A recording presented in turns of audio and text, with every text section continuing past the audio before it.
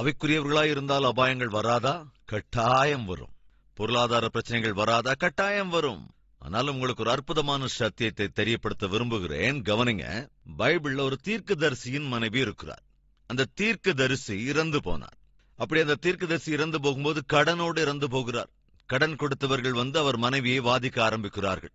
தீர்க்கதரிசியின் மனைவியிடத்தில் உன் கணவர் கடன் வாங்கிவிட்டு இறந்து விட்டார், நீ கடனை அடைப்பாயா இல்லையா? இல்லாவிட்டால் உன்னுடைய குமாரர்கள் இருவரையும் அந்த கடனுக்கு பதிலாக நாங்கள் அடிமைகளாய் கொண்டு போய் விடுவோம், என்ன சொல்லுகிறாய் என்று மிரட்டுவதற்கு ஆரம்பித்தார்கள். அப்படி அவர்கள் மிரட்டுகிற போது இந்த தீர்க்கதரிசியின் மனைவி அருகில் இருக்கிற இன்னொரு தீர்க்கதரிசியை தேடிச் செல்லுகிறாள். அந்த தீர்க்கதரிசி யார்? எலிசா என்கின்ற தீர்க்கதரிசியை தேடிச் சென்றாள். ரைட், வாருங்கள். 2 ராஜாக்களின் புஸ்தகம் 4வது அதிகாரம் 1 வசனம். தீர்க்கதரிசிகளுடைய புத்திரரில் ஒருவனுக்கு மனைவியாயிருந்த ஒரு ஸ்திரீ எலிசாவை பார்த்து, உமது அடியான் ஆகிய என் புருஷன் இறந்து போனான், உமது அடியான் கர்த்தருக்கு பயந்து நடந்தான் என்பதை அறிவீர். கடன் கொடுத்தவன் இப்போது என் 2 குமாரரையும் தனக்கு அடிமைகளாக்கிக் கொள்ள வந்தான் என்றாள். எலிசா அவளை நோக்கி, நான் உனக்கு என்ன செய்ய வேண்டும்? வீட்டில் உன்னிடத்தில் என்ன இருக்கிறது சொல் என்றான். அதற்கு அவள், ஒரு குடம் எண்ணெய் அல்லாமல் உமது அடியாளுடைய வீட்டில் வேறு ஒன்றும் இல்லை என்றாள். அப்பொழுது அவன், நீ போய் உன்னுடைய அயல் வீட்டுக்காரர் எல்லாரிடத்திலும் அநேகம் வெறும் பாத்திரங்களை கேட்டு வாங்கி உள்ளே போய் உன் பிள்ளைகளுடன் உள்ளே நின்று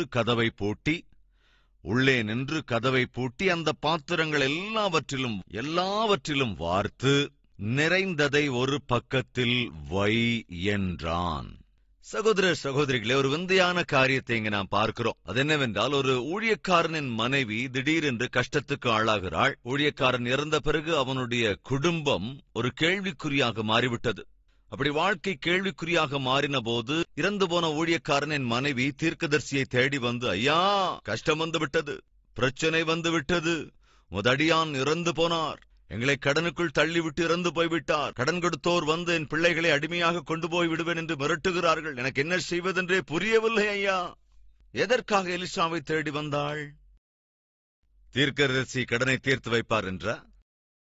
தீர்க்கதரிசி ஏதாவது பணம் கொடுப்பார் என்றா? எதற்காக தீர்க்கதரிசியை தேடி வந்தாள்? நம்முடைய ஆலயத்திலும் விசிட்டிங் ஹவர்ஸ் கடைபிடிக்கிறோம். யார் வேண்டுமானாலும் தங்கள் கஷ்டத்தை சொல்லிக் கொள்ளலாம், ஜெப உதவியை கேட்கலாம். ஒரு மகனை போல சதீஷ்குமார் இருக்கிறார், நம்முடைய கஷ்டங்களை அவரிடத்திலே நாம் சொல்லலாம். அப்ப அந்த மகன் ஜெபிப்பார். அல்லது எனக்கு ஒரு அண்ணன் இருக்கிறார், அண்ணனை போல சதீஷ் இருக்கிறார், நாம் எதிர்கொள்கிற பிரச்சனைகளை அண்ணனிடம் சொன்னால் ஒரு அண்ணனாக அந்த பிரச்சனைகளுக்கேற்ற தீர்வை சொல்லி ஜெபிப்பார். இந்த எண்ணத்தோடு வருபவர்களுக்கு உதவியா இருக்கத்தான் விசிட்டிங் ஹவர்ஸ் ஏற்பாடு செய்திருக்கிறோம். யாராக இருந்தாலும் சரி, எந்தவித அப்பாயின்ட்மெண்ட்டும் இங்கு தேவையே இல்லை, சந்திக்கலாம். அப்படித்தான் நடந்து வருகிறது. சுமார் 12 வருடங்களாக இந்த நடைமுறை இங்கே இருந்து கொண்டிருக்கிறது. எந்த ரெக்கமெண்டேஷனும் தேவையில்லை, எந்த அப்பாயின்மெண்ட்டும் தேவையில்லை. கரெக்டான நேரத்துக்கு உட்கார்ந்து இருந்தா போதும், என்னை சந்தித்து செல்லலாம். இந்த மாதிரி விசிட்டிங் ஹவர்ஸ், அதாவது இவ்வளவு பெரிய ஊழியத்துல இந்த மாதிரி விசிட்டிங் ஹவர்ஸ் இருக்குதோ என்னவோ எனக்கு உண்மையிலே தெரியாதுங்க. ஆனா என்னுடைய ஆசை என்னன்னா, தேவனுடைய ஊழியம் செய்ய வேண்டும், தேவனுடைய பிள்ளைகளுக்கு ஊழியம் செய்ய வேண்டும். அதற்காகத்தான் தேவனை தெரிந்து கொண்டிருக்கிறார். எனவே நான் தேவனுடைய பிள்ளைகளுக்கு பக்கத்திலேயே இருக்கணும், அவர்களுடைய தேவை என்னவென்று புரிந்து அவர்களுக்காக ஜெபிக்க வேண்டும். அது என்னுடைய பொறுப்பாக நான் நினைக்கிறேன். ஆனா துரதிருஷ்டம் என்னன்னா, இந்த விசிட்டிங் ஹவர்ஸ்க்கு வரும்போது நிறைய பேர் தங்களோட பத்திரங்களை கொண்டு வருவாங்க, டாக்குமெண்ட்ஸ் எல்லாம் எடுத்துட்டு வருவாங்க. ஒரு சகோதரி படுக்கையில் இருக்கிற தன்னுடைய கணவருடைய போட்டோ எடுத்துட்டு ஐயா, முதுகெலும்பு உடைஞ்சு போச்சு, ஆபரேஷன் பண்ணி ஆகணுங்கிறாங்க, அதுக்கு சுமார் 10 லட்சம் செலவாகும் அப்படின்னு சொல்றாங்க. 10 லட்சம் கொண்டு வாங்கம்மா, கொண்டு வந்தா தான் ஆபரேஷன் பண்ண முடியும் அப்படின்னு சொல்லிட்டாங்க அப்படின்னு சொல்லி என்னையே பார்த்துக்கிட்டு நின்னாங்க. அப்படி என்ன பார்த்து நிற்கும் போது என்ன அர்த்தம்? அந்த 10 லட்சம் ரூபாய் என்ன கொடுக்க சொல்றாங்களா? அல்லது ஆண்டவர் ஒரு அற்புதத்தை செய்த கணவருக்கு சுகத்தை கொடுக்கணும்னு ஜெபம் பண்ண சொல்றாங்களா? ஆனா ஜெபங்கிற வார்த்தை அவங்க வாயிலே வரலங்க அப்படின்னு பாத்துக்கிட்டே இருக்காங்க. அப்ப நான் திட்டமா சொன்னேன், அம்மா, நான் இங்க இருக்கிறது உங்களுக்காக ஜெபிக்கிறதுக்கு. உன் கணவரை தேவன் தொடும்படியாக நாம ஜெபிக்கலாம் அப்படின்னு ஜெபம் பண்ணி, ஆண்டவரே இந்த மகனை தொடுங்க ஆண்டவரே, சுகம் கொடுங்க ஆண்டவரே அப்படின்னு ஜெபிச்சா அந்த அம்மாவுக்கு சந்தோஷமே இல்லை. ஏன்னா யாருக்கு தேவை இந்த ஜெபம் எல்லாம்? அப்புறம் ஏதாவது பணம் கொடுத்து அனுப்புங்க, அதுக்காக வாங்க ஊழியக்காரர் இருக்கிறாங்க. அதற்கு பிறகு இன்னொரு சகோதரி வந்தாங்க. அவங்க ஊழியக்காரர் இறந்து போயிட்டாருங்க, ஊழியக்காரர் இறந்து போயிட்டாரு, சபை அப்படியே செதறி போயிடுச்சு, நானும் பிள்ளைங்களும் இப்ப அனாதைங்க மாதிரி ஆயிட்டோம், என்ன செய்யறதுன்னே புரியலையா அப்படின்னு சொன்னப்போ உங்களுக்கு நினைவு இருக்கும்னு நினைக்கிறேன்.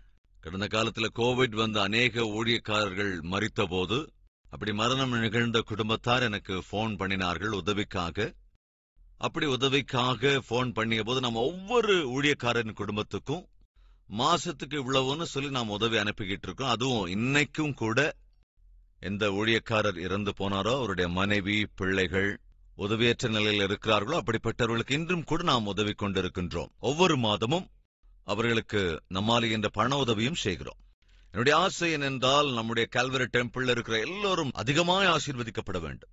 அப்படி அதிகமாய் ஆசீர்வதிக்கப்பட வேண்டும் என்றால் ஒருபுறம் கிறிஸ்துவின் அன்பை நாம் பறைசாற்ற வேண்டும், மறுபுறத்திலே கிறிஸ்துவின் அன்பை கிரியைகளிலும் காண்பிக்க வேண்டும்.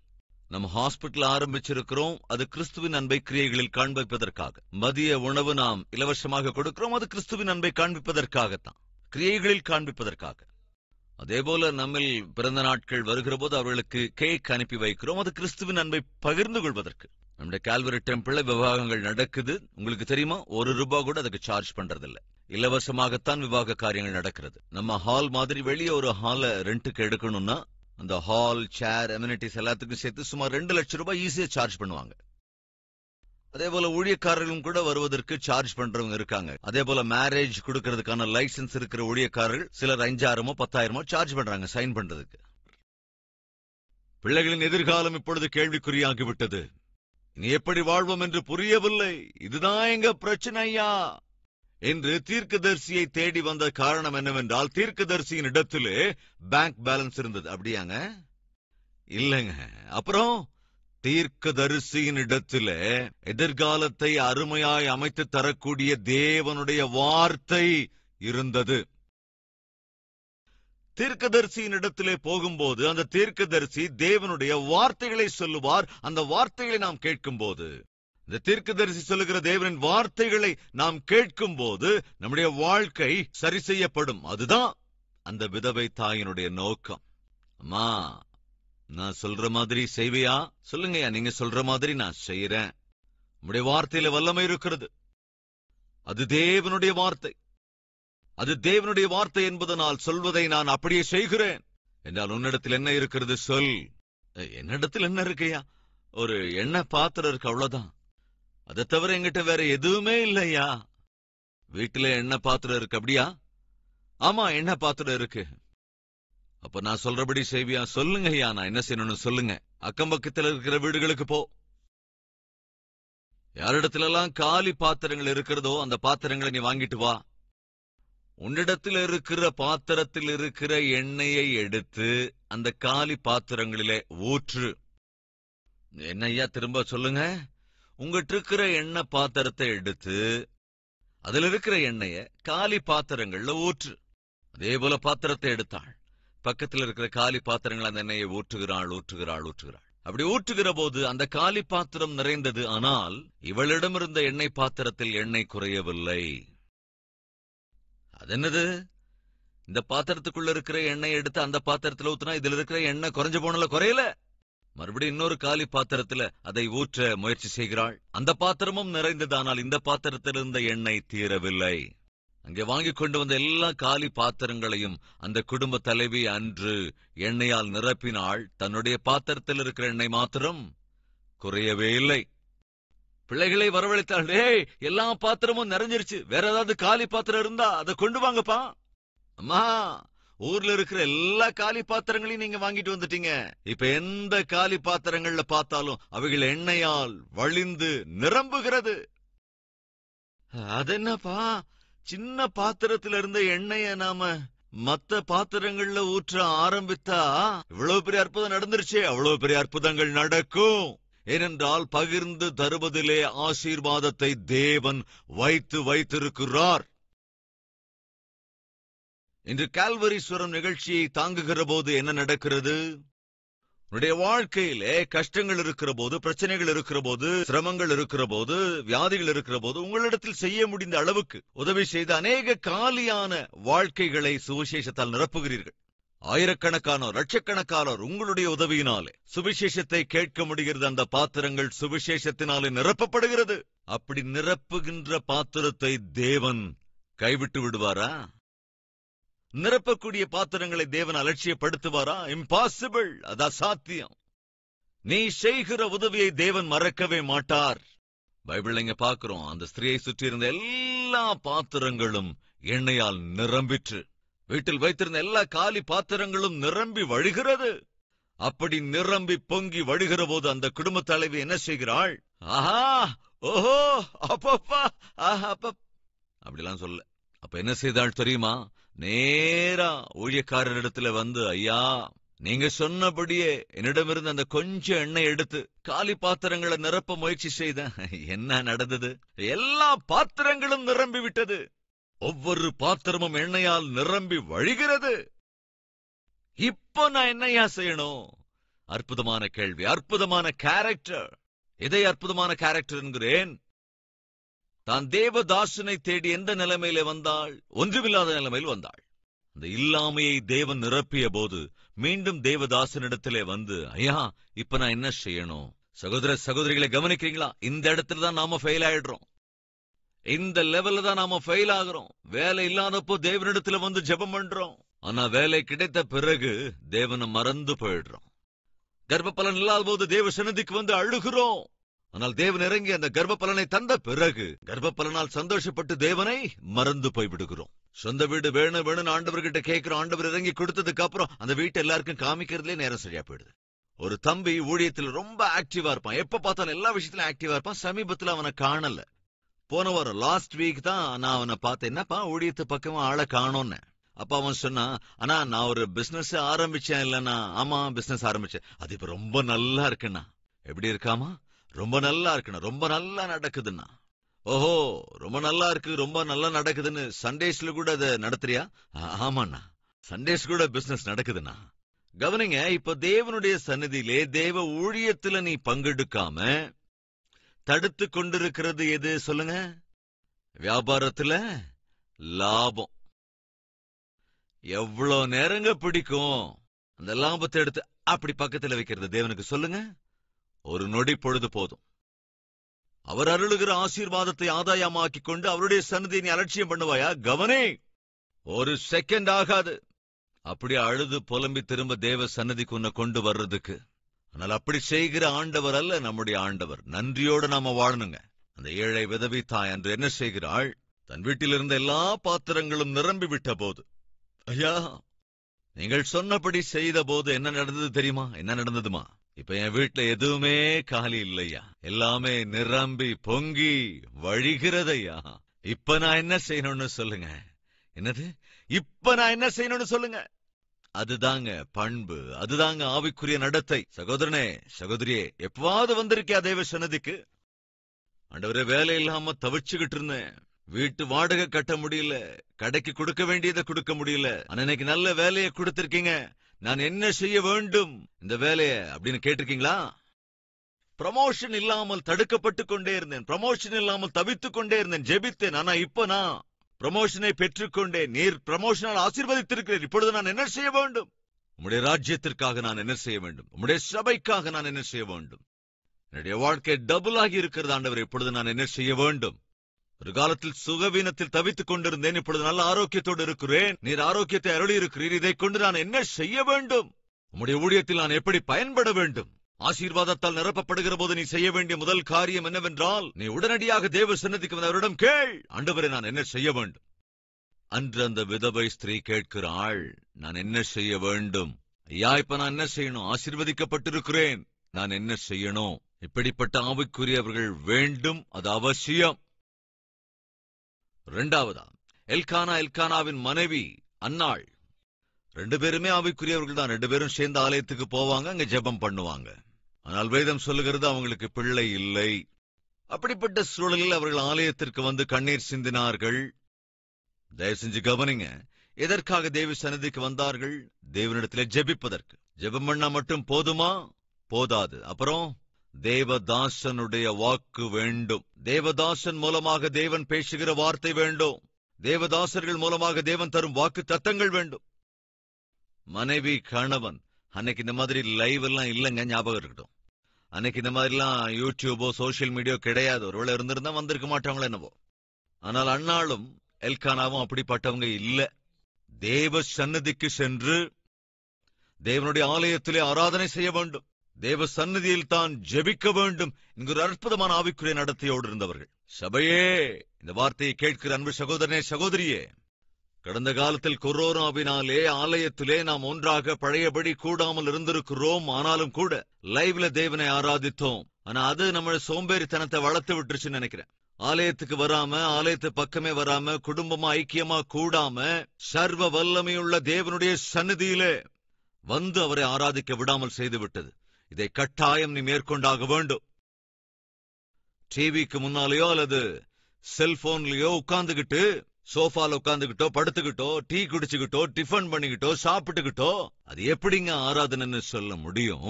சபை என்று சொன்னால் அது தேவனுடைய வீடு. அவருடைய வீட்டுக்கு வந்து நாம் ஜெபிக்கும் போதுதான் அவர் நம்மோடு பேசுவார். அன்னாள் மற்றும் எல்கானா 2 பேரும் தேவ சந்நிதிக்கு வந்திருந்தார்கள். அழுதார்கள், கண்ணீர் சிந்தினார்கள். இதற்காக ஆலயத்திற்கு அவர்கள் வந்தார்கள். தேவன் நம்மோடு பேசுவார். அதேபோல் அன்று பேசினார். கண்ணீர் சிந்தி ஜெபித்துக் கொண்டிருந்த போது முதலில் தவறாக புரிந்து கொண்ட அந்த ஏலி பின்பு புரிந்து கொண்டான். ஸ்திரீயே, உன்னுடைய கண்ணீரை தேவன் பார்த்தார். நீ ஆசைப்படுகிறவைகளை தேவன் உனக்கு அருளி செய்ய போகிறார். நீ சமாதானம் உள்ளவளாக செல். அதுதாங்க தேவனுடைய வாக்கு தத்துவம். அதுதான் தேவ வார்த்தை. அதைத்தாங்க சொல்றேன். தேவ ஆலயத்திற்கு வருகிற போது 1/2 மணி நேரமோ 1 மணி நேரமோ 1.5 மணி நேரமோ தேவ வார்த்தையை கேட்கிற போது தேவன் உனக்கு என்ன வார்த்தை சொல்லுகிறாரோ, வாக்கு கொடுக்கிறாரோ, அதற்காக ஜாக்கிரதையாயிரு. அந்த வார்த்தை தான் உன் வாழ்க்கையிலே ஒரு மாற்றத்தை தரும். அந்த வார்த்தை தான் உன்னுடைய குடும்பத்தை கட்டுகிறதாக இருக்கும். அந்த வார்த்தை தான் உன்னுடைய எதிர்காலத்தை அற்புதமாக மாற்றும். அந்த வார்த்தைக்காக காத்திருக்க வேண்டும். அங்க என்ன நடக்குது வாசிக்கலாம். 1 சாமுவேலின் புஸ்தகம் 1வது அதிகாரம் 16வது வசனம். உம்முடைய அடியாளை பேலியாளின் மகளாக எண்ணாதேயும், மிகுதியான விசாரத்தினாலும் கிலேசத்தினாலும் இந்நேரம் மட்டும் விண்ணப்பம் பண்ணினேன் என்றாள். அதற்கு ஏலி, நீ சமாதானத்துடனே போ. நீ இஸ்ரவேலின் தேவனிடத்தில் கேட்ட உன் விண்ணப்பத்தின்படி அவர் உனக்கு கட்டளை இடுவாராக என்றான். ஸ்திரீயே, தைரியமா போ, சமாதானத்துடனே போ. சமாதானத்துடனே போ. நீ இஸ்ரவேலின் தேவனிடத்தில் கேட்ட உன் விண்ணப்பத்தின்படி அவர் உனக்கு கட்டளையிடுவாராக என்று சொன்னான். இது என்ன தெரியுங்களா? இதுதான் தேவனுடைய வாக்கு, தேவனுடைய வாக்கு தத்தம். இதுதான் நமக்கு இன்னைக்கு வேணும். அன்று அந்த வாக்கு தத்தத்தை, அந்த வார்த்தையை கேட்ட அன்னாள் சென்று சந்தோஷமாக சென்றாள். தேவனோடே கூட பேசினார். என் ஜெபத்தை அவர் கேட்டிருக்கிறாராம். என்னுடைய கண்ணீரை துடைப்பாராம். என்னுடைய வாழ்க்கையை எழுப்புவாராம் என்று கேட்டாள். விசுவாசித்தாள். கீழ்ப்படிதலோடு இருந்தாள். அடுத்த வருடம் இல்லாமல் ஒரு அற்புதமான குழந்தையை எடுத்துக்கொண்டு சுமந்து கொண்டு மீண்டும் தேவ சன்னதிக்கு வந்தாள். என்னுடைய தேவன் அவருடைய வார்த்தையை கேட்டு விசுவாசிக்கிறவர்களின் வாழ்க்கையில அற்புதங்களை செய்கிற தேவன். அதில் எந்தவித சந்தேகமும் இல்லை. ஆக்சுவலா நமக்கு என்னங்க வேணும்? ஆஸ்தி, அந்தஸ்தா, அழகு, ஆரோக்கியமா, அதிகாரங்களா? வேற என்ன வேணும்? மனிதனுக்கு தேவையானது என்ன? ஆத்தும ரட்சிப்பு, ஆவிக்குரிய வாழ்க்கை. ஆவிக்குரியவர்களாக இருக்கும் போது என்ன நடக்கும்?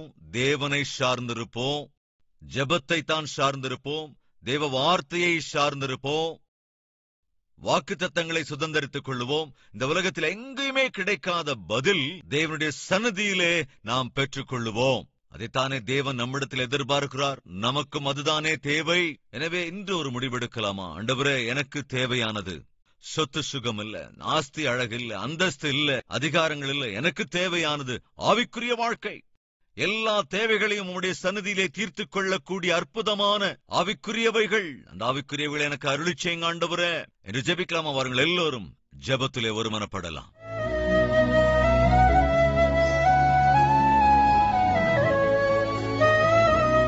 மகா பரிசுத்தமும் அன்பும் நிறைந்த பிதாவே, தெளிவாய் திட்டவட்டமாய் இன்றும் எங்களோடு பேசினீரப்பா. விதைக்கப்பட்ட இந்த வார்த்தைகள் கனி கொடுக்கும்படி ஒவ்வொருவருடைய இருதயத்திலும் ஆவிக்குரிய காரியங்களை வளப்படுத்துங்க ஆண்டவர். எங்களுக்கு தேவையான ரட்சிப்பு, எங்களுக்கு தேவையானது ஆவிக்குரிய நடத்தை.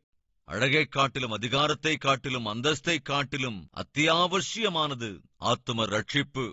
அத்தியாவசியமானது உமோடே கூட ஐக்கியமா இருக்கிற அந்த வாழ்க்கை. அப்பேற்பட்ட ஆவிக்குரியவர்களாய் நாங்கள் வளர வேண்டும். இப்பொழுதும் எங்கள் ஒவ்வொருவரும் உடைய கருத்தை அர்ப்பணிக்கிறோம் அப்பா. உச்சந்தலை முதல் உள்ளங்கால் வரை இருக்கிற குறைகள், எங்களுக்குள் எனக்குள் இருக்கிற எல்லா குறைகளையும் மன்னித்து உம்முடைய இரத்தத்தினால் எங்கள் ஒவ்வொருவரையும் கழுவி சுத்திகரித்து நித்தமும் உமக்கு அங்கீகாரமாய் உம்முடைய சித்தத்தின்படி வாழ்கிற கிருபை அருள வேண்டும் என்று இயேசுவின் நாமத்தில் வேண்டிக் கொள்ளுகின்றோம் பிதாவே. ஆமென்.